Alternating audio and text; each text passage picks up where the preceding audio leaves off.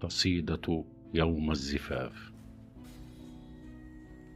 في موكب جنازته يوم عرسهما سارت خلفه بردائها الأبيض، تضحك وتبكي، تنادي عليه، تصرخ ذاهلة: أرجوك أن تنهض، ستنطفئ بعدك نجوم أحلامي، وتذبل خلفك ورودي وتمرض. أقدر هو أم قضاء الردى يفرض علينا ما يريد أن يفرض؟ أيها المسجى أخبر فؤادي، إلى من سيهفو بعدك وينبض؟ عانقت نعشه وقالت: حبيبي،